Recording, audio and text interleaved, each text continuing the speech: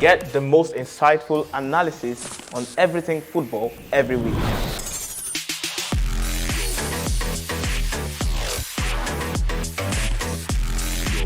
My name is Ayomide Sotubo, and this is the Nutmeg. It's no news, Erik Ten Hag is no longer Manchester United manager. Now it's all about Ruud van Nistelrooy leading the team on interim basis. And the first challenge in the Premier League is up against Chelsea at Old Trafford. Here's our preview of Manchester United facing Chelsea. And my name is Ayomide. The show is the Nutmeg here on Hogan TV.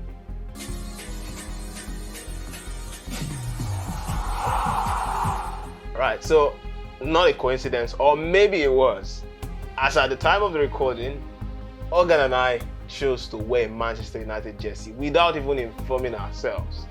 But Hogan is here to talk about Man United, as he always does. Now, quick reaction to Erik Ten Hag, sir. 3 seasons, and in the third, first season Carabao Cup, second the FA Cup, but now 14th in the Premier League, 22nd in the Europa League, and now it's gone. Okay, so for many Manchester United fans out there, I believe that this is an anticipated occasion, and you see, I believe that if he was sacked about 5 games ago, probably Manchester United will not be in 14th position in the league, and will not be at our stands at the Champions League also. Europa League, pardon me. I feel that we're in the Champions League, actually. But it is what it is, and Erik Ten Hag is gone, and let's just look forward to what we have, the interim manager, and also what the new managers we actually do. You see, I think he lost the plot when he, at the start of the second season, came up and said, look, we're not playing the Ajax way. We're going to play, we're going to be the best transition team in the world. Whereas I think it was hard for a different style of play, which he drifted away from. And since then, if you check it, the team's performances has been downhill. Now, that's my opinion about it. But for many Man United fans, they have different opinions. But what's yours? Where do you think he lost the plot? I feel that the downfall of Erik Ten Hag started with the pundits in diaspora, the Manchester United legends. From the beginning, in his first season, we saw him play exactly the same style we brought him in for, though there were some issues, and which was glaring to everybody that the players he met at that time could not give him that pattern effectively, But in the new season, we saw him coming in to say he wants to blend in the Manchester United's culture alongside with his own style of play, and it was not just working.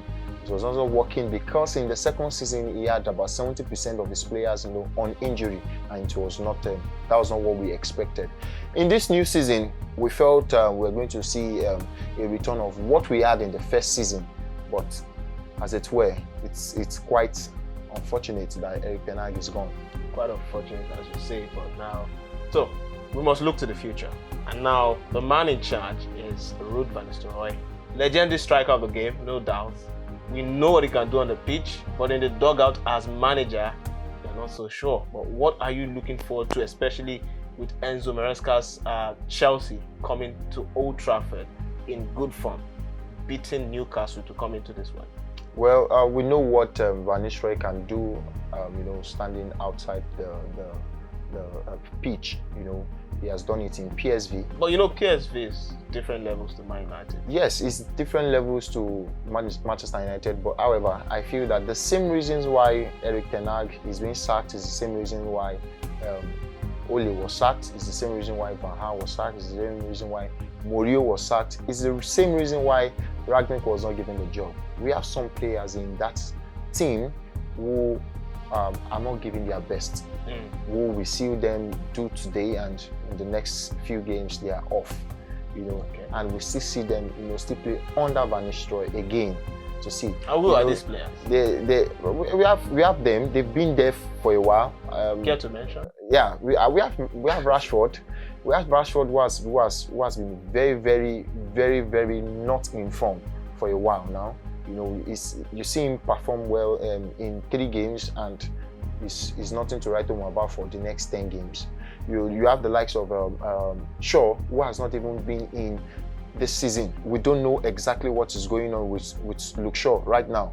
You know, he plays someone last season. He was not in the team towards the end of the competition. He was not in the team. He came in for FA Cup. He went for the Euros, and that was all.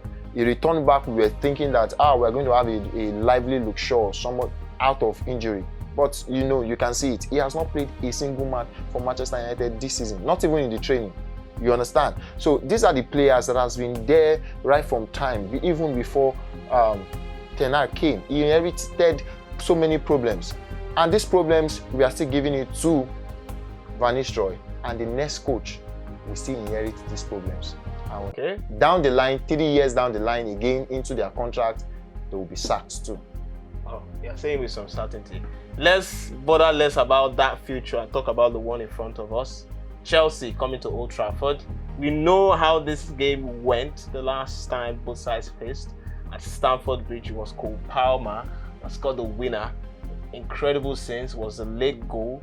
And of course, coming into this one now, the team has changed.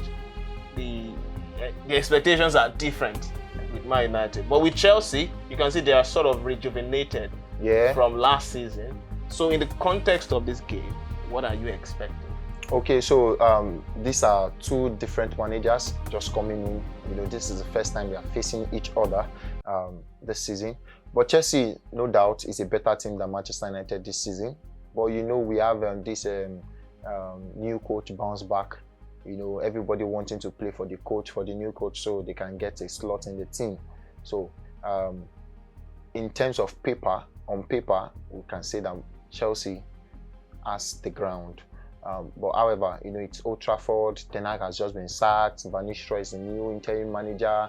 You know, so many persons who wanted him to be the manager. He's been a legend of the club. So let's see if the players are going to play to his tune and his pattern. Let's see his pattern. Let's see the style of play that he's bringing in.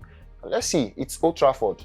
And whether we keep losing all the time or not, you are coming to Old Trafford.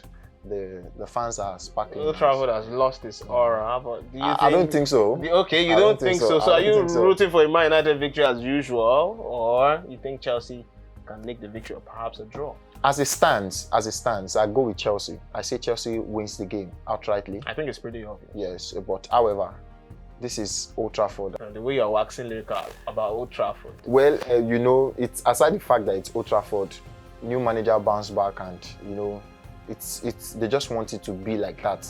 So many Manchester United fans have been looking forward to seeing Van Nistelrooy at the touchline, you know, talking to the players, addressing them. So let's see how it goes. And that's the much we take on this episode of the Nutmeg. And of course, you can subscribe to our YouTube channel by just hitting the subscribe button. Then also to get all our latest content, you can tap the notification bells. Also on social media, we are Guardian Nigeria, on Facebook, on YouTube, on any of the platforms, Instagram. You can of course follow us there to get the very best of news and information. Thank you very much, Hogan. Thank you very much. Of us. Always my pleasure. Still a coincidence that we wore the jersey on the same day without telling ourselves, but of course it's what we do here on the Nutmeg sometimes. My name is Ayomide. Thank you for watching, and I'll see you next time.